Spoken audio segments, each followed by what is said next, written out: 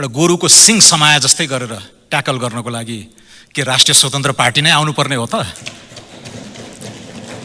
यत्रो पैसा खन्याउँदा पनि, सार्वजनिक पुँजी, निजी कर्जा खन्याउँदा पनि आर्थिक वृद्धिसँग यो सम्बन्ध किन टुटिराखेको छ? यति हलुकापन, यति हचुवापन छ भने अन्य कुराहरू पत्याउने आधार के? बोलीचालीको भाषामा झारफुक होइन, सर्जरी नै गरौँ है। अब यो नालायकीपन त नभनौँ, हेलचक्र्याइ हो कि? अर्थमन्त्रीजीलाई मेरो आग्रह छ, आएर एक्सप्लेन गरिदिनुहोस्, कम्युनिकेट गरिदिनु पर्यो। यो यति हचुवा र यति हलुका ढङ्गले प्रक्षेपण गरिरहेछ। आयको अनुमान अविश्वसनीय छ, व्ययको अनुमान इच्छा प्रेरित छ, बजेटको आकार बढेको बढै, निजी क्षेत्रमा जाने कर्जा दोब्बर भएको छ यही अवधिमा, करिब 40-45% अफ जिडिपीबाट लगभग 100% नै पुगेको छ। तर यी दुईटैको आर्थिक वृद्धिसँगको सम्बन्ध त्यति कसिलो हुन सकेको छैन। यस्ता हावादारी प्रोजेक्सनका आधारमा हैन, यो अर्थ मन्त्रालयमा हामीले न्यूनतम एउटा प्रोफेसनलिजम एक्सपेक्ट गर्थ्यौँ। अर्थमन्त्रीजी विज्ञ हुनुहुन्छ, पिएचडी धारी सल्लाहकारहरूको एक हुल नै बसेर उहाँलाई सल्लाह दिइरहेको भनेर पनि हामीले सुन्यौँ। 520 करोडमा 232 करोड डडेलधुरा, गोर्खा र नुवाकोटमा मात्र छरिएको भन्ने कुराहरू आछ, त्यसको उत्तर उहाँले दिनु नै होला। अर्थमन्त्रीज्यूलाई दुःख दिने मनसाय त थिएन, सायद एकजना राज्य मन्त्री तुरुन्तै नियुक्त गर्नु पर्ला भनेर उहाँले चाहिँ आग्रह गर्नु होला, ताकि दुवै सदनमा भ्याइयोस्। बजेट आएको साँझ यही संसदको श्रेणीमा मिडियाले हामीलाई सोध्नुभयो बजेट कस्तो छ। हामीले भन्यौँ बजेट सरकारको आय र व्ययको अनुमान हो। आयको अनुमान अविश्वसनीय छ, व्ययको अनुमान इच्छा प्रेरित छ, विशफुल छ। 10 दिनपछि त्यो हाम्रो तातो समीक्षालाई रिफ्लेक्ट गर्दा त्यो ठिकै जजमेन्ट हामीले दिएका रहेछौँ जस्तो मलाई लाग्यो। अहिले धेरै बहसहरू सुनियो, विभिन्न पुस्तिकाहरू पनि पढ्यौँ र मोटामोटी हाम्रो निष्कर्ष त्यो नै रहेको छ। नेपालको राजकाजमा अर्थ मन्त्रालयले ल्याउने फिस्कल पोलिसी र राष्ट्र बैङ्कले ल्याउने मोनेटरी पोलिसीको विशेष महत्त्व रहन्छ। दुवैको समन्वयले, तादात्म्यले अर्थतन्त्रलाई एउटा लयमा हिँडाउन सहयोग गर्दछन्। विगत 2 वर्षमा वित्त र मौद्रिक नीति बीच सामञ्जस्य टुट्नाले पनि अर्थतन्त्रमा आवश्यकताभन्दा बढी असहजता देखिएको सर्वविदितै छ। सुकेको व्यापार, गुमाइएको रोजगारी, जोखिममा परेको लगानी र फैलिएको नैराश्यको उपचार, परीक्षित आर्थिक नीति र सत्ताको बागडोर सम्हाल्ने मन्त्रीका नियत र क्षमतामाथि नागरिकले गर्ने विश्वास नै हुन् भन्ने मलाई लाग्दछ। सम्मान्य सभामुख महोदय, हाम्रा बजेटहरू, आय र व्ययका अनुमानहरू किन र कसरी फेल भइरहेका छन् भन्ने विश्लेषण सरकारले कति गहिराइमा गरेको छ त्यो त मलाई थाहा छैन, तर हाम्रो दल राष्ट्रिय स्वतन्त्र पार्टीले गरेको छ। भूकम्प पछिका 9-10 वर्ष, शान्ति प्रक्रिया पछिका 15 वर्ष, बहुदल पछिका 32 वर्ष र पञ्चायतलाई समेत जोडेर विगत 50 वर्षकै टाइम सिरिज डेटा र एनालिसिस हामीले केलाएका छौँ। गत वर्ष 1794 अर्बको बजेट फुकियो। जिडिपी, कुल ग्राहस्थ उत्पादनको अनुपातमा त्यो लगभग 34% थियो। मध्यावधि समीक्षामा त्यसलाई स्वाट्टै घटाएर 1550 तिर ल्याइयो र अर्थमन्त्रीजीले बजेट घोषणा गर्नुभएको दिन सुटुक्कै त नभनौँ, तर पानामा छापिएर आयो, यसपालि जम्मा 1505 अर्ब मात्र खर्च गरिँदैछ भनेर भनियो। अब त्यति पनि पुग्ने विश्वसनीय आधारहरू त छैनन्, तर त्यो 34% बजेटको आकार सुकेर अब करिब 27-28 आइपुग्नेवाला छ। एउटै सालको व्यय र आयको अनुमानमा झन्डै 6 percentage point, 6% होइन कि 6% बिन्दुको फरक पर्नु भनेको त्यो राम्रो कुरा होइन। यसले बजेटका अन्य अनुमानहरू, बजेटमा राखिएका अन्य आकांक्षाहरूलाई त्यति विश्वसनीय बनाउँदैन भन्ने मेरो जिकिर छ। सन् 2015-16 भूकम्प पछिको विगत 8 वर्षकै बजेट विश्लेषण गर्नुभयो भने करिब 34.35% जिडिपीको अनुपातमा चाहिँ प्रक्षेपण गर्ने, खर्च चाहिँ हामी 27-28 गर्ने गरेका छौँ। भूकम्पभन्दा ठ्याक्कै अगाडि डाक्टर रामशरण महतको पालामा म पनि योजना आयोगको सदस्य थिएँ। त्यति बेला हामीले 618 अर्बको बजेट लिएर आएका थियौँ।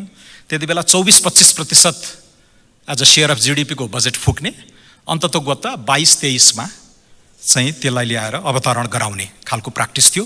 भूकम्पपछि पुनर्निर्माणका कारण वात्तै बढ्दै गएको बजेटको आकारलाई हामीले व्यवस्थापन गर्न सकेका छैनौँ। हामी एउटा अनुकूल समयको खोजीमा बसेको जस्तो भान हुन्छ। पुनर्निर्माणले गति लिँदै गर्दाखेरि कोभिड आयो। कोभिडको न्यूमा पनि हामीले थप ऋण बजेटको आकार वात्तै बढाउँदै गयौँ र कोभिड र पुनर्निर्माणको बीचतिर सङ्घीयताका कारण पनि केही प्रतिशत बिन्दु बजेटको आकार बढ्दै गएको सही हो।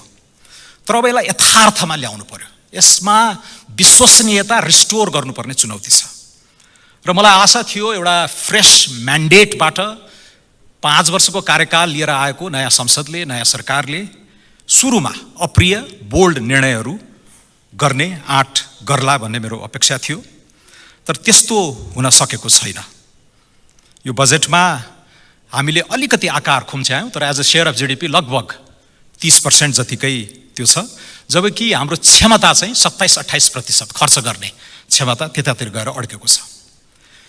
बजेटको आकार बढेको बढै, निजी क्षेत्रमा जाने कर्जा दोब्बर भएको छ। यही अवधिमा करिब 40-45% अफ जीडीपीबाट लगभग 7% नै पुगेको छ। तर यी दुईटैको आर्थिक वृद्धिसँगको सम्बन्ध त्यति कसिलो हुन सकेको छैन। औसतमा 48 सालपछि मात्र होइन, धेरै पञ्चायत कालदेखिकै आँकडा डेकेडल एभरेजहरू हेर्नुभयो भने 2-5% को वार्षिक आर्थिक वृद्धिमा हामी रुमल्लिरहेको। तर चमत्कार गर्न खोजेको देश, फड्को मार्न खोजेको देशले गर्नुपर्ने चाहिँ 7-10% को आर्थिक वृद्धि। यो लिकेज यत्रो पैसा खन्याउँदा पनि, सार्वजनिक पुँजी, निजी कर्जा खन्याउँदा पनि आर्थिक वृद्धिसँग यो सम्बन्ध किन टुटिराखेको छ, यसको विश्लेषण गरेर एउटा फन्डामेन्टल कोर्स करेक्सनतिर हामी जानु पर्थ्यो र जानुपर्छ जस्तो मलाई लाग्छ। र त्यस अर्थमा यसपालि माननीय अर्थमन्त्रीजीले एउटा अवसर गुमाउनु भएको हो कि जस्तो मलाई लाग्छ। बोलीचालीको भाषामा झारफुक होइन सर्जरी नै गरौँ है भन्दाखेरि अर्थमन्त्रीज्यूले एकैचोटि सर्जरीमा जाँदा बिरामी मर्ला नि पनि भन्नुभएको थियो। त्यो पनि एउटा तर्क हो। तर यो 5 वर्षको कार्यकाल लिएर आएको फ्रेस म्यान्डेटका कुराहरू गर्दै गर्दाखेरि अब हामीलाई रिफर्महरू थाती राख्ने सुविधा छ जस्तो मलाई लाग्दैन। यी पञ्चायतका रिफर्महरूलाई एउटा गोरुको सिङ समाए जस्तै गरेर ट्याकल गर्नको लागि के राष्ट्रिय स्वतन्त्र पार्टी नै आउनुपर्ने हो त? सामाजिक पुनर्वितरणका कुराहरू, भत्ताका कुराहरू, फजुल सरकारी खर्चका कुराहरू, घर जग्गामा गरिएका लगानी, आयातमा ठुलो हिस्सा यो उपयोगजन्य चाहिँ रकम हामीले लगाएका छौँ। गरेको पूर्वाधार लगानीमा पनि अब युवाहरूको पलायन छ, त्यसको सदुपयोग आर्थिक वृद्धिका लागि त्यो हुन सकिराखेको छैन। र वृद्धि र रोजगारी सिर्जना हुने पुँजीगत खर्च, पुँजी निर्माणमा हामीले प्रतिफल पाइराखेका छैनौँ। त्यसैले यो फन्डामेन्टल कोर्स करेक्सनको एउटा अवसर हामीले चुकेको नै जस्तो मलाई लाग्छ। अब यस सालकै बजेट 1751 को आकारको आएको छ, लगभग 30% अफ जीडीपी छ र त्यस मानेमा पहिलाभन्दा अलिकति सुकाएर त लिएर आइएको छ। तर यो पनि त्यति विश्वसनीय चाहिँ भएको छैन। त्यो चाहिँ हामीले रेभेन्यू राजस्वको पाटो हेऱ्यौँ भने र व्ययका विभिन्न जुन छरिएका कार्यक्रमहरूको विश्लेषण गर्यो भने त्यतातिर गएर झल्कन्छ। अब हिजो साँझ 5 बजेसम्म जम्मा हामीले 814 अर्ब राजस्व उठाएका छौँ। यसपालि प्रक्षेपण गरिएको त 1403 अर्बको राजस्व थियो, जम्मा 58%। आर्थिक वर्ष सकिनलाई 5 हप्ता बाँकी छ। 5 हप्तामा घटाइएको राजस्वको लक्ष्य 1180 उठाउन पनि झन्डै दिनको 10 अर्ब राजस्व उठाउनु पर्नेछ। सो यही सालको त्यो 14बाट घटाएर 11 खर्बको र 1180 को जुन राजस्व अनुमान छ त्यो पुर्याउनलाई पनि लगभग असम्भव नै छ। तर त्यसैमा टेकेर फेरि उहाँले 1422 कै राजस्व अनुमान गर्नुभएको छ। त्यसले यो विश्वसनीयतालाई कहाँबाट विभिन्न कोणबाट प्रहार भइरहेको कुराको अर्को दृष्टान्त त्यो पनि हो। अब यसपालि 814 लाई बेसरी कसेर 1000 सम्म पुर्याउनु भयो र त्यसमा 20% को वृद्धि राख्नुभयो भने पनि 1200 अर्बको राजस्व हुने ठाउँमा हामीले त्यसलाई एकदमै सुन्नाएका छौँ। र त्यसबाट झन्डै 174 जति हामी फेरि वित्तीय हस्तान्तरण भनेर तल जान्छौँ। यहाँ सिंहदरबारको सङ्घीय सरकारले खर्च गर्न पाउने भनेको 1248 को हाराहारीमा मात्रै हो। चाप छ, जटिलताहरू छन्, अप्ठ्याराहरू छन्, त्यो हामी बुझ्छौँ। तर यसो भन्दैमा फेरि त्यो अस्वाभाविक आकारको बजेट लिएर आएर चाहिँ अलिकति फरक सन्देश दिन हुँदैन भन्ने हाम्रो मत हो। विदेशी अनुदान यसपालि 56 अर्ब उठाउँछु भनेकोमा 5 अर्ब पनि उठाएको छैन, अर्को साल फेरि 50 अर्ब उठ्छ भनेर राखिएको छ। त्यसले गर्दा यसलाई एक्जाजरेटेड एन्भेलोप करिब 1300 अर्बतिर हामीले पुर्याएको छौँ। 1751 को खर्च भनेको छौँ। यो ग्याप चाहिँ हामीले सबै ऋण उठाएर गर्ने भनेको छौँ। 240 अर्ब स्वदेशी ऋण, जसमध्ये 182 चाहिँ फेरि फिर्ता नै हो, पुरानो ऋण तिर्न जाँदैछ। यसको कुनै पुँजी निर्माणमा ठुलो खर्च गर्ने योजना पनि देखिन्न। 213 अर्बको विदेशी ऋण मध्ये 43 अर्ब चाहिँ हामीले सावा पुरानो विदेशी ऋणको सावा तिर्ने भनेर भनेका छौँ। भनेपछि यो कारणले आएको लिएको ऋण पनि पुराना ऋण सर्भिसिङ गर्न जाने भयो हुनाले पुँजीगत खर्च यसपालि स्वाट्टै घटाएको छ, 302 अर्ब मात्रै। र यसलाई 300 भन्दा त नघटोस्, साइकोलोजिकल प्रभावका लागि पनि 300 चाहिँ कटाउँ भनेर राखिया जस्तो देखिन्छ। तर यो चिन्ताजनक हो। र यतापट्टि यो चालु खर्च बढेको बढे, पुँजीगतमा चाहिँ हामीले सार्थक चाहिँ प्रहार हस्तक्षेप गर्न नसकेको, अलि यसमा सृजनशील हुन नसकेको कुरा चिन्ताजनक नै छ। र यो असन्तुलनलाई हामीले कसरी सेफ ल्यान्डिङ गराउने हो, अहिलेको सार्वजनिक वित्तको चुनौती हाम्रो यो नै हो। अब राजस्व चुहावट कर प्रणालीमा सुधार गर्छु, हाम्रो रेभेन्यू बेस बढाउँछु भनेर त भन्नुभएको छ, तर पत्याइदिन पनि मन लागेको छ। तर हाम्रो पार्टीका आदरणीय सभापतिजी उपसभापतिजीले उठाउनु भएको जस्तै यो यति हचुवा र यति हलुका ढङ्गले प्रक्षेपण गरिरहेछ, बल्ल मिडियाले त ढिलो गरेर क्याचअप पनि गर्यो। आज देखिरहेको थिएँ मैले, सबै कर लगभग उल्लेख्य दर्जनौँ करहरूको वृद्धि दर 24.37% हुनेछ भनेर भनिएको छ। यस्ता हावादारी प्रोजेक्सनका आधारमा हैन, यो अर्थ मन्त्रालयमा हामीले न्यूनतम एउटा प्रोफेसनलिजम एक्सपेक्ट गर्थ्यौँ। अर्थमन्त्रीजी विज्ञ हुनुहुन्छ, पिएचडी धारी सल्लाहकारहरूको एक हुल नै बसेर उहाँलाई सल्लाह दिइरहेको भनेर पनि हामीले सुन्यौँ। 6-7 जना काबिल सहसचिवहरू सचिवहरू त्यहाँ काम गरे भन्ने छ। तर ट्याक्स इलास्टिसिटीका आधारभूत कन्सेप्टहरू, ट्याक्स बोयन्सीका आधारभूत कन्सेप्टहरू बारे पनि उहाँहरू अनभिज्ञ हुनुहुन्छ भन्ने कुरा गर्दाखेरि मलाई अचम्म लाग्यो। 1% आर्थिक वृद्धि हुँदा कति प्रतिशतले ट्याक्स तलमाथि हुन्छ इत्यादि कुराहरू हामीले चाहिँ भन्सारमा अर्कै बेस हुन्छ, एक्साइजका आफ्नै चरित्र हुन्छन्, VAT मूल्य अभिवृद्धि करका आफ्नै मोसनहरू हुन्छन्। त्यो सबैलाई नजरअन्दाज गरेर जे लेखिदिए पनि हुन्छ, जे फुकिदिए पनि हुन्छ भन्ने चाहिँ कुरालाई हामीले अलिक गम्भीरतापूर्वक लिएको छ। अब यो नालायकीपन त नभनौँ, हेलचक्र्याइ हो कि हुस्सुपना हो, त्यसप्रति चाहिँ माननीय अर्थमन्त्रीजीको ध्यान जाओस्। अर्थमन्त्रीजी व्यस्त हुनुहुन्छ भनेर मैले हिजो अर्थ सचिवलाई पनि फोन गरेर पनि सोधेको थिएँ। उहाँले भन्नुभयो यो लिनियर प्रोजेक्सन गरे भन्नुभयो, त्यस्तो होइन, त्यस्तो देखिँदैन। यो 24.37 लेखेर एक्सेलमा सर र एउटा 10 कक्षाको केटाले तान्या जस्तो गरेर तान्या हो। विश्वसनीयतामाथिको प्रहार त्यहाँबाट पनि हुन्छ। यति आधारभूत कर उठाउने कुरा, राज्य सञ्चालन गर्ने कुरामा पनि यस्तो हेलचक्र्याइ, यति हलुकापन, यति हचुवापन छ भने अन्य कुराहरू पत्याउने आधार के? अन्य धेरै कन्सेप्चुअल कुराहरूमा पनि अलमल छ। पुँजीगत लाभ करका कुराहरूमा यो यसका सर्टेन इकोनोमिक सिद्धान्तहरू हुन्छन्। रिस्क टेकिङलाई प्रमोट गर्नका लागि एउटै आधारबाट आएको आम्दानीमा दुई पटक ट्याक्स लगाउन पाइँदैन, दोस्रो पटक लगाइएकोलाई अलिकति कम दर हुन्छ भन्ने विश्वव्यापी मान्यता छ। स्वास्थ्य बिमाका कुराहरूमा यो मोरल ह्याजार्डका कन्सेप्टहरू छन्, त्यसलाई लिएको जस्तो देखिँदैन। यत्रो ग्यापका कुराहरू गर्दै गर्दाखेरि मैले अलिकति यो डेट फर नेचर स्वापहरूको बारेमा हैन अलि सृजनशील भएर यो ग्याप कसरी फिल गर्ने भन्ने कुरामा अलिक गृहकार्य होस् भनेर पहिले नै भनेको थिएँ मैले, यो सिद्धान्त तथा प्राथमिकतामा पनि। तर त्यति बेला त्यसलाई डिसमिस गरिया जस्तो छ अथवा बुझिएन।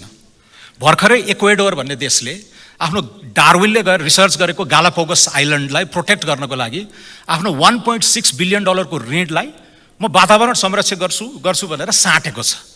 Date for nature swap, debt for climate swap जस्ता नयाँ नयाँ इन्स्ट्रुमेन्टहरू आइराखेका छन्।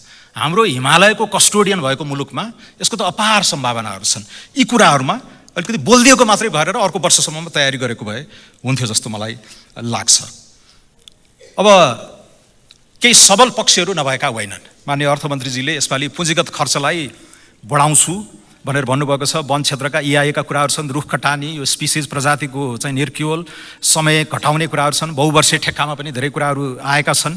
भौतिक र सहरी मार्फत चाहिँ धेरै यो वैकल्पिक सहायक मार्गमा त अलिकति विवाद आयो। धेरै रकम 520 करोडमा 232 करोड डडेलधुरा, गोर्खा र नुवाकोटमा मात्र छरिएको भन्ने कुराहरू आछ। त्यसको उत्तर उहाँले दिनु नै होला हैन। बाँकी 74 जिल्लामा 268 मात्रै। तर समग्रमा उहाँले यो स्टार्टअपका कुराहरू, एफडीआईका कुराहरू, डिजिटल इकोनोमीका कुराहरू, सभरेन क्रेडिट रेटिङका कुराहरू, कृषि उत्पादनलाई चाहिँ उत्पादनसँग चाहिँ कर्ज यो अनुदान जोड्ने कुराहरू, फर्टिलाइजर, पर्यटन, गभर्मेन्ट ल्यान्डलाई मोनेटाइज गर्ने कुराहरू सकारात्मक छन्।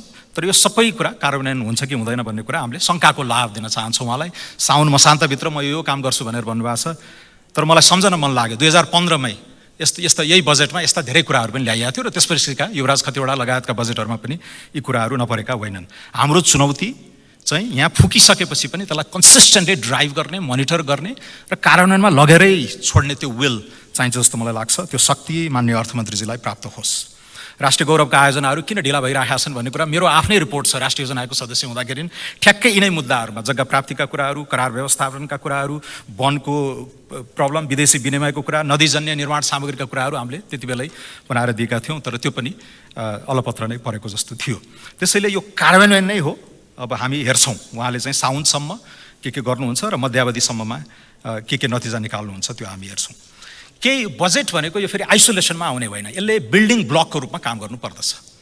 2026मा एलडीसी ग्रेजुएसनको कुरा छन्, 2030सम्ममा एसडीजी चाहिँ पुरा गर्ने भनेर भनेका छौँ। यी सबै कुराहरूमा बजेटले त्यो भिजन राखेको छ कि छैन, बिल्डिङ ब्लकको रूपमा, त्यो जगको रूपमा काम गरिराखेको छ कि छैन भन्दाखेरि यसपालि त्यो धरातल अलिक कमजोर भएको मैले पाएको छु। एसडीजीको रोडम्यापबाट त कम्प्लिटली विमुख जस्तो देखिन्छ, हालाकि एनेक्समा कोडिङहरू नभएका होइनन्। तर यी चुनौतीहरूलाई, फाइनेन्सिङको ग्यापहरू धेरै देखिन्छ, त्यतातिर म अहिले गइनँ।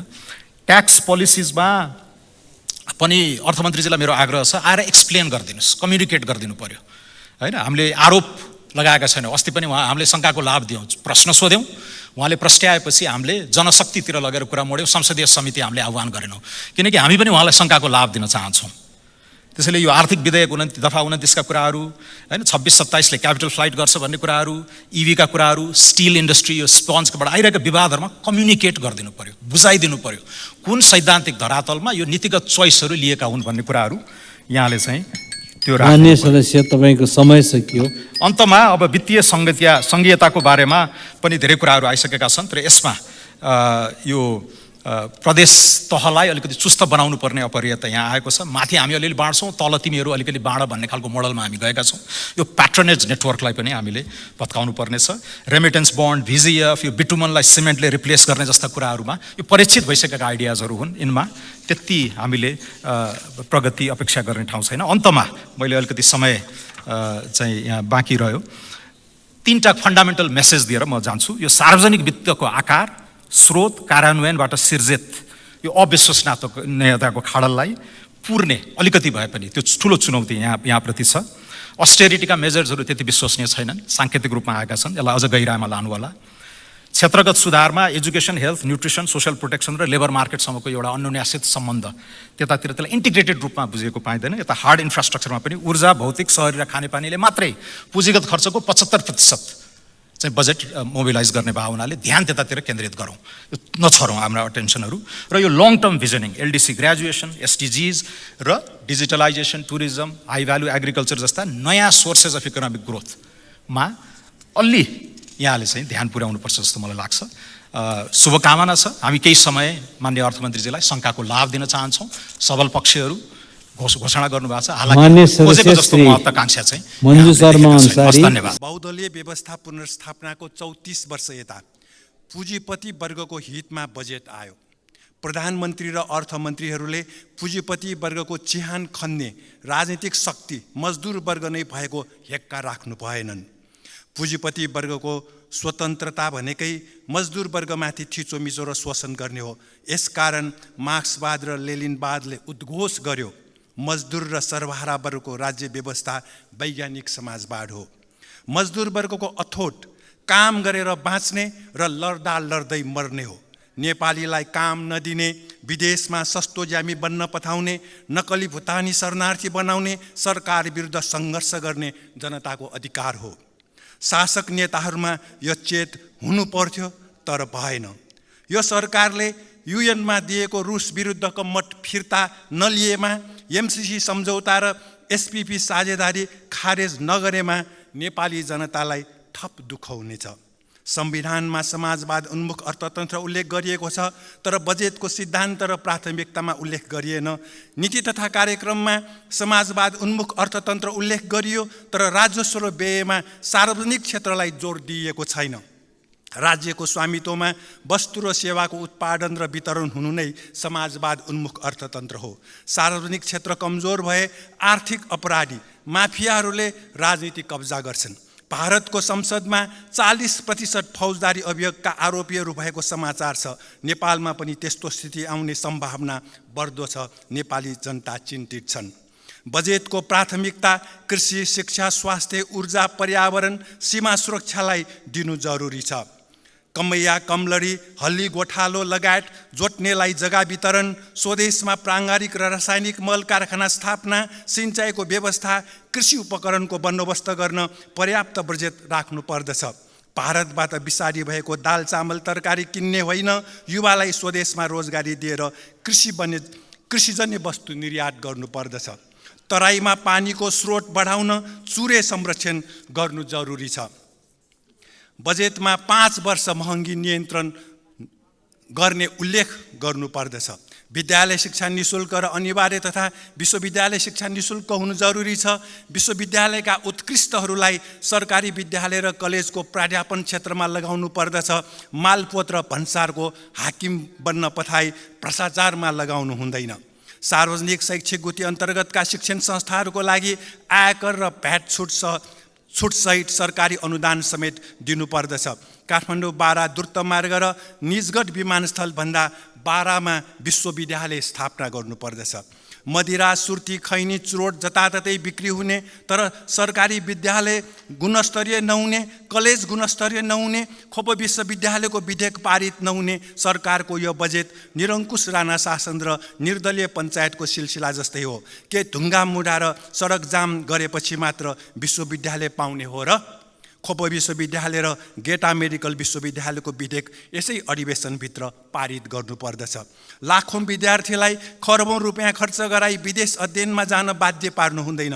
विद्यार्थीलाई अध्ययनमा विदेश पठाउने शैक्षिक परामर्शदाता संस्थाहरू तत्काल खारेज गर्नुपर्दछ। स्वास्थ्य र अनुशासनको लागि 18 वर्ष पुगेका युवालाई सैनिक तालिम दिनुपर्दछ। सबै रोगको उपचार निःशुल्क हुनुपर्दछ। निजी अस्पताल, विद्यालय र कलेज राष्ट्रियकरण गर्नुपर्दछ। भक्तपुरको चाङ्गु नारायण मन्दिर, नगरकोट बागेश्वरी जलाधार क्षेत्र, हनुमन्ते र खासाङखुसुङ खोला संरक्षण गर्नु आवश्यक छ। सङ्घ सरकारको 50% बजेट पालिका मार्फत खर्च गराई देशको विकास गर्नु जरुरी छ। उपप्रधानमन्त्री बनेर सहुलियत समेत लिनेहरूको संघीयताको विरोध र प्रधानमन्त्रीलाई विश्वासको मत दिनेहरूको बजेटमा विरोधलाई स्वाभाविक मान्न मिल्दैन। जिल्ला निर्वाचन कार्यालयहरू खारेज गर्नु हुँदैन, बरु प्रजातन्त्र विपरीतको 3% मत सीमा खारेज गर्नु आवश्यक छ। काठमाडौँ उपत्यकालाई प्रदूषित सहर, सडक जाम, फोक्सो, मुतु र किडनीको रोगको थलो बनाउनु हुँदैन। 165वटै निर्वाचन क्षेत्रमा सहर विकास गर्नु जरुरी छ। व्यक्तिको नाममा दर्ता गरिएका पर्ती जग्गा, कमल पोखरी, नदी, थमेल, थबईको छाया कम्प्लेक्स पुनः सार्वजनिक गर्नुपर्दछ र पशुपतिको 9 रोपनी क्षेत्रफलको भवन मासिक रु 4100 बहालमा लिएर मासिक 15 लाख उठाउने भ्रष्टाचारीहरूलाई जेल पठाउनुपर्छ। भूकम्पीय जोखिम न्यूनीकरण प्रविधि सहितको संरचना निर्माणमा जनतालाई सघाउन इन्जिनियरिङ कलेजहरूलाई आवश्यक बजेट उपलब्ध गराउनु पर्दछ। लुम्बिनी र कपिलवस्तु लगायत नेपाली भूमि गाभिएको अखण्ड भारतको नक्सा खारेज नभएसम्म भारतसँगको कूटनीतिक सम्बन्ध स्थगित गर्नुपर्दछ। राजस्व वृद्धिको लागि प्रगतिशील कर प्रणाली लागू गर्नुपर्दछ। सम्पत्ति शुद्धिकरणको लागि स्रोत नखुलेको सम्पत्ति राष्ट्रियकरण गर्ने, नेपालीको सम्पत्ति घोषिमा निर्धारण गर्ने र विदेशमा सम्पत्ति राख्न नपाउने कानुन यसै अधिवेशनमा बनाउनु पर्दछ। वर्षको 40 अर्ब नाफा कमाएका एक सांसदको उद्योग व्यापारबाट राजस्व असुली के कति भयो संसदलाई जानकारी दिनुपर्दछ। बन्दुक चलाउन जानेकाहरू सबैले राजनीति र अर्थतन्त्र चलाउन जान्छन् भन्ने होइनन्। संसदीय व्यवस्थामा पहिलो पार्टीले सरकारको नेतृत्व नगरी तेस्रो पार्टीलाई गराएको केटाकेटीलाई पेस्तोल दिएको जस्तै हो। भारतमा प्रधानमन्त्रीले गेरु वस्त्र लगाउनु भएको औपचारिक भ्रमणलाई सुहाउँदो भएन, तीर्थयात्रा जस्तो भयो। यसमा प्रमुख दल नेपाली काङ्ग्रेसको पनि दोष छ। सरकारका प्रधानमन्त्री र अर्थमन्त्रीको मिठो आवाज होलान्, तर देशभक्ति र जनताको दुःख हटाउने इच्छा शक्ति छैन। अर्थमन्त्रीले 3% मत प्राप्त नभएको पार्टीको सुझाव किन मान्ने नभन्नुहोला। बाँदर सिंहदरबारभित्र छिरेपछि देश र जनतालाई सङ्कटमा पुर्याउँछ, सरकारी कागज समेत खान्छ। शान्ति प्रक्रिया सम्पन्न गर्ने नाममा निहत्था व्यक्तिको बलात्कार, हत्या, यातना, बेपत्तामा संलग्नहरूलाई माफी दिनु हुँदैन। नागरिकता विधेयक प्रमाणीकरण फिर्ता गरी संसदमा पेश हुनुपर्दछ। निजी दूरसञ्चार प्रदायक राष्ट्रियकरण गरी यसै अबबाट नेपाल टेलिकमबाट 5G सेवा माननीय सदस्य तपाईको समय सकियो। सुरु हुनु जरुरी छ। निजी बैंकहरू राष्ट्रियकरण गर्नुपर्दछ। नेपालीलाई नक्कली भुटानी शरणार्थी बनाई पुनर्वासमा पठाउने सङ्गठित अपराधमा ठगी, कृत्य र भ्रष्टाचारमा संलग्न पूर्व प्रधानमन्त्रीहरू लगायत सबैसँग बयान लिई अनुसन्धान पूर्ण बनाउनु पर्दछ। धन्यवाद। श्री रामहरि खतिवडा, समय 12 मिनेट। त्यस पछाडि मान्य सदस्य श्री राजेन्द्र कुमार राई।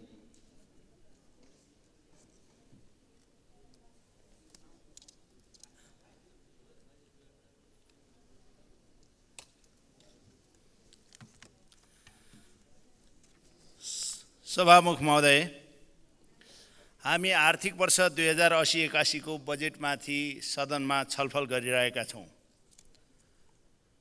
यो विषम परिस्थितिका बीच संसारमै अर्थतन्त्र कमजोर भएको, त्यसमा पनि नेपाल जस्तो देशमा आर्थिक अवस्था आफै उत्पादन गर्न नसक्ने र धेरै उद्योग धन्दा नभएको बेला यो जुन बजेट ल्याउनु भएको छ, बजेट वितरणमुखी छैन, देखिन्न। त्यति मात्र होइन, धेरै आयोगहरू खारेज गरिएको छ। ठेक्का पट्टा नहुँदाखेरि त्यसलाई खारेज गर्ने नियत बस कानुन ल्याइएको छ। उत्पादनमा आधारित प्रोत्साहनको व्यवस्था गरिएको छ। यसका लागि म अर्थमन्त्रीलाई बधाई र धन्यवाद दिन चाहन्छु। समग्रमा नेपालको आर्थिक अवस्थाको बारेमा विस्तृत रूपमा उहाँले विश्लेषण गर्नुभएको छ। झन्नै 21 अरब, झन्नै होइन 21 खरब 34 अरब 32 करोड हामी अहिले लोनको अवस्थामा छौँ। आन्तरिक र बाह्य हेर्दाखेरि हाम्रो अहिले आएको बजेटभन्दा हाम्रो लोन बढी देखिन्छ। सभामुख महोदय, यो अवस्थामा केही आशास्तित कुराहरू ल्याएर वितरणमुखी नबनाएर बोल्ने मात्र होइन, गर्न सक्ने कार्यक्रम ल्याउनु भएकोमा केही कुरामा म उहाँलाई फेरि पनि बधाई र धन्यवाद दिन चाहन्छु। मैले हेरेँ अहिले पनि वर्ल्ड ब्याङ्कले हामीलाई झन्डै 5 खरब 9 अरब 70 करोड लोन दिएको रहेछ। त्यो ढिलाछिटा हामीले तिर्नुपर्छ। त्यसै गरी एडिबीले 3 खरब 15 अरब 1 करोड लोन दिएको रहेछ। त्यो पनि हामीले ढिलाछिटा तिर्नुपर्नेछ। आइएमएफले 43 अरब 67 करोड 19 लाख झन्डै हामीलाई लोन दिएको छ। यो अवस्थामा केही सुधारका पक्ष ल्याउने प्रयत्न गर्नुभएकोमा फेरि पनि बधाई र धन्यवाद दिन चाहन्छु। तर सभामुख महोदय, हामीले यो सँगसँगै बजेट आउने बेलामा देशव्यापी रूपमा सबै मान्छेहरूले कानमा रेडियो राखेर, टेलिफोनका स्क्रिनहरू हेरेर सबैले आफूप्रति केही आशाहरू जागृत गरेका हुन्छन्। युवाहरूलाई स्वदेशमा रोजगार सिर्जना हुने अवस्थाको सिर्जना हुन्छ कि हुँदैन? अब जाने विद्यार्थी, पढ्दै गरेका विद्यार्थीले हाम्रो भेट अरबमा भेटौँला भन्नुको बदला नेपालको विकासको तिर्सना मेटौँला भन्ने खालका आयोजनाहरू सञ्चालन भए अझ सुन्दर पक्ष हुन्थ्यो भन्ने मलाई लागेको छ। सभामुख महोदय, महँगो शिक्षालाई सरलीकृत गर्नका लागि हामीले के पहल गरेका छौँ त्यतातिर ध्यान दिनुपर्ने जरुरी छ। स्वास्थ्यको अवस्था त्यस्तै छ। सभामुख महोदय, मैले सुनेको छु स्वास्थ्य र शिक्षाको व्यापारीहरूको बढी मात्रामा गुड मर्निङ, गुड आफ्टरनुन र गुड नाइट नेताहरूसँग साँठगाँठमा हुन्छ भन्ने सुनेका छौँ। यो परिपाटीको अन्त्य गर्नतिर तपाईँ पहल गर्नुहोस्। यो बजेटबाट त्यो कामको सुरुवात होस् भनेर अर्थमन्त्रीलाई सुझाव दिन चाहन्छु। सभामुख महोदय, भ्रष्टाचारका कुराहरू आएका छन्, हामीले सुनेका छौँ। चाहे हिजोका यति ओम्नीका हुन्, चाहे 70 करोडको होस्, चाहे वाइट बडीका हुन्, चाहे त्यसपछिबाट आएर कोर टिमका कुराहरू हुन्, नयाँ पुरानो सबै हुन्। यी शब्दहरू आएका छन्, यिनलाई निर्मूल गर्नेतिर हामी एक भएर लाग्न सक्यौँ भने हामीले फेरि कुरा मात्र गर्ने, कामलाई फेरि परिवर्तन नगर्ने बाटोतिर जाने सम्भावना बढेको छ। सभामुख महोदय, यो कुरामा अर्थमन्त्रीलाई अझ सजगतापूर्वक काम गर्न अनुरोध गर्न चाहन्छु।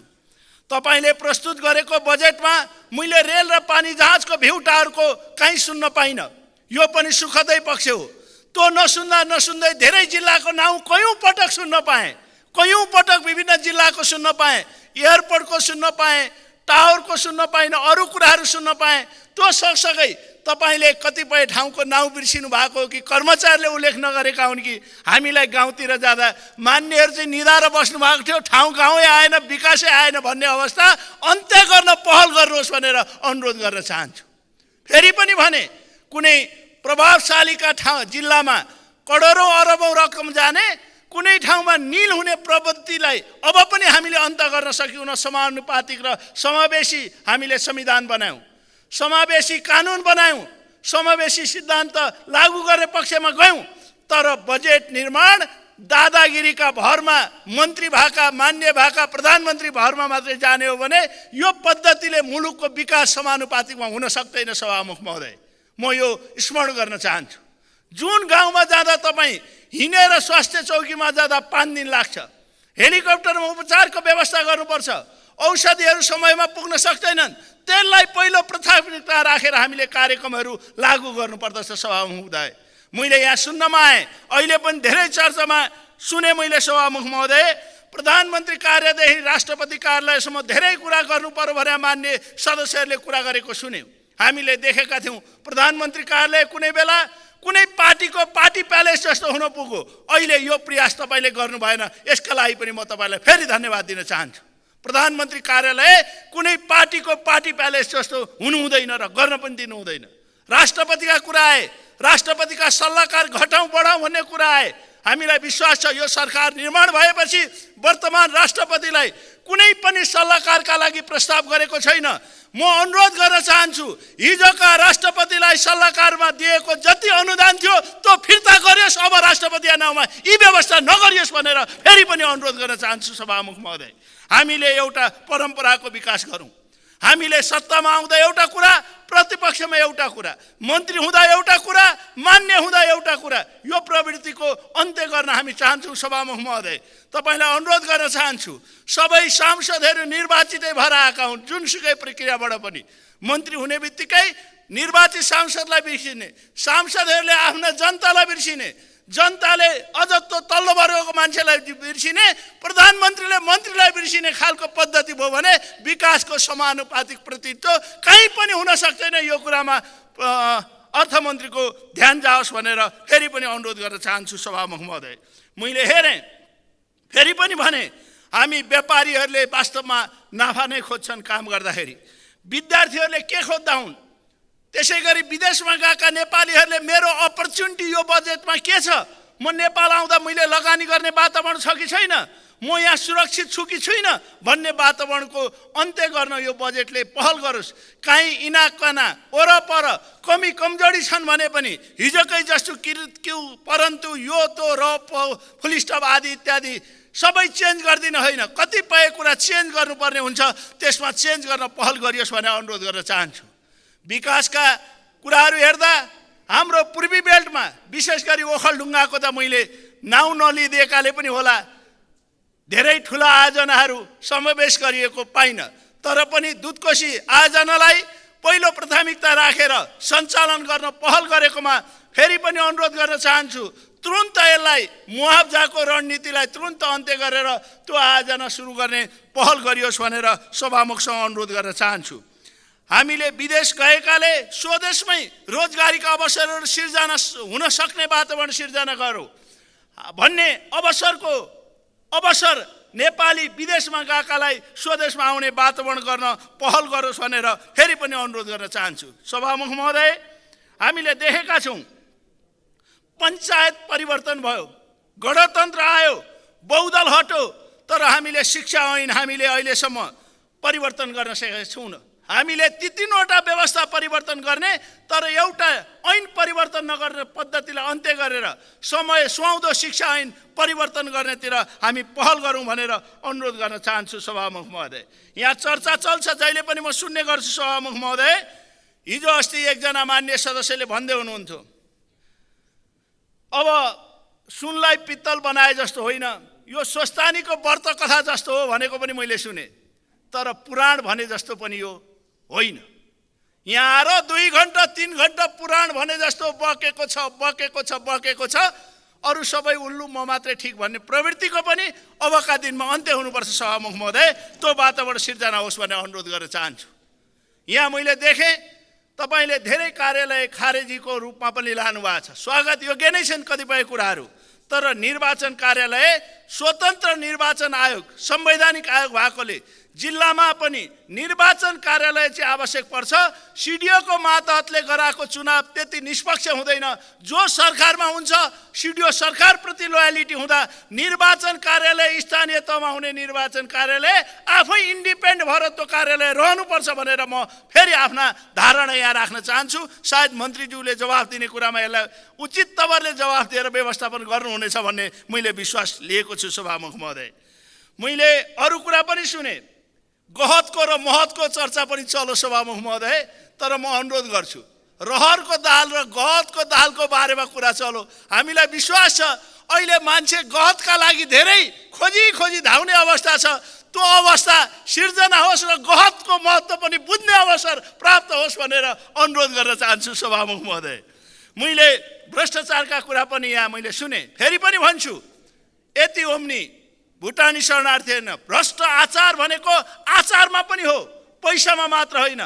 आचार सबभन्दा भ्रष्ट हुने अनि भ्रष्टाचारको विरोध गरेर यो ठिक हो भन्ने पद्धति चाहिँ हुन सक्दैन सभामुख महोदय। म त्यो तपाईँलाई स्मरण गर्न चाहन्छु। मैले अरू कुरा धेरै कुराहरू राख्नुपर्ने जरुरी पनि देखिनँ। हामीले हिजोका दिनमा देख्यौँ सर्पको घस्राइ होइन, भ्यागुताको उफ्राइ जस्तो गरेर विकास हुनुपर्छ, बजेट त्यो खालको ल्याउनुपर्छ भनेर पनि देख्यौँ, तर हुन सकेन। गाउँमा सहकारी, घरमा भकारी भन्ने पनि हामीले देख्यौँ, त्यो पनि कार्यान्वयन हुन सकेन। तर मलाई विश्वास छ हामीले जे कुरा लिएर आएका छौँ त्यो कुरा कार्यान्वयन होस्। म आज फेरि स्मरण गर्न चाहन्छु, कृष्णप्रसाद भट्टराईले डाक्टर रामशरण महतलाई बजेट बनाउने बेला भन्नुभएको थियो, अरे उहाँको स्वभाव थियो, बाबु तपाईँको आफ्नो सम्पत्ति जुवा खेल्नुहोस् मतलब छैन, तर राष्ट्रको सम्पत्ति कोब्रा जस्तो भएर जोगाउन लाग्नुहोस्। आफ्नो व्यक्तिगत सम्पत्ति जे गर्नुहुन्छ गर्नुहोस्, राष्ट्रको सम्पत्ति कसैलाई छुन र आँट गर्न नदिनुहोस्। कोब्रा सर्पले अथवा गोवन सापले डसे झै तिनीहरूलाई डस्नुहोस् भनेर भन्नुभएको थियो। तपाईँ पनि त्यही प्रवृत्तिमा लाग्नुहोस् र यो देशलाई बचाउने खालको काम बढ्नुहोस्। हाम्रो तपाईँलाई समर्थन रहनेछ, तर यो विभेदको बजेट चाहिँ कायम नहोस्। कुनै पनि जिल्लामा, हाम्रो जिल्लामा पनि एयरपोर्ट थिए सभामुख महोदय, अर्थमन्त्रीज्यूलाई जानकारी भएन। कतिपय नचलेका एयरपोर्टहरू थिए, कमसेकम चलाउने वातावरण सिर्जना गरिदिएको भए हुन्थ्यो। पर्यटन मन्त्रीलाई भनौँ अर्थमन्त्री, अर्थमन्त्रीलाई भनौँ पर्यटन मन्त्री, बाटोको कुरा गयो तपाईँको भौतिक पूर्वाधार मन्त्रीलाई भनौँ अर्थमन्त्रीलाई भनौँ भरदिए। यो फुटबल खेल्ने पद्धति चाहिँ अन्त्य गरिदिनुहोस्। त्यो तपाईँलाई फेरि पनि धन्यवाद दिन चाहन्छु। यो मेरो सबैका लागि अनुरोध हो, शुभकामना हो। अर्थमन्त्रीज्यूले मुसुक्क हाँसेर जवाफ दिँदा यी योजनाहरू मान्यका सबै पार्छौँ, हिजो जे गल्ती भयो भने सच्याउँछौँ भन्ने वातावरण सिर्जना होस्। फेरि पनि धन्यवाद दिन चाहन्छु। धन्यवाद। मान्य